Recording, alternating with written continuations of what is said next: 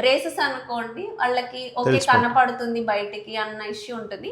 దీంతో ఇది completely invisible కాబట్టి ఎటువంటి ఇబ్బంది ఉండదు.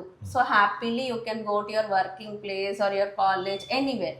అండ్ ఇంకొక థింగ్, బ్రేసెస్ వేయించుకున్నప్పుడు వాళ్ళకి కొంచెం డయట్ రెస్ట్రిక్షన్స్ అనేవి మనం చెప్తాం, like pizza, burgers or hard to chew foods like chicken, mutton.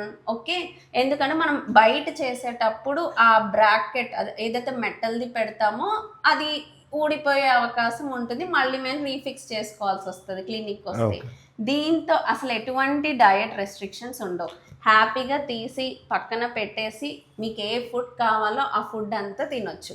మళ్ళీ ఫుడ్ తినేసాక నోరు పుక్లింగ్ చేసుకుని వీటిల్ని ప్లేస్ చేసేసుకుంటే సరిపోతుంది. Okay, and another most important thing is oral hygiene maintenance. దీంతో చాలా ఈజీ ఉంటుంది. ఇప్పుడు బ్రాకెట్స్ పెడతాం, వైర్ వేస్తాము, కొంతమంది చేసుకోలేని వాళ్ళు ప్రాపర్గా కేర్ తీసుకుంటే అది కూడా ఓకే, బట్ అంటే కొంచెం ఓరల్ హైజీన్ మెయింటెనెన్స్ అందులో కాంప్రమైజ్డ్ ఉంటుంది. ఇందులో ఏంటంటే మీరు హ్యాపీగా బ్రష్ చేసుకోవచ్చు. దీని మీద కాదు, దీన్ని తీసి పక్కన పెట్టేసి బ్రష్ చేసుకుని వీటిల్ని కూడా వాటర్ లో కడిగేసేసి you have to place it inside the mouth.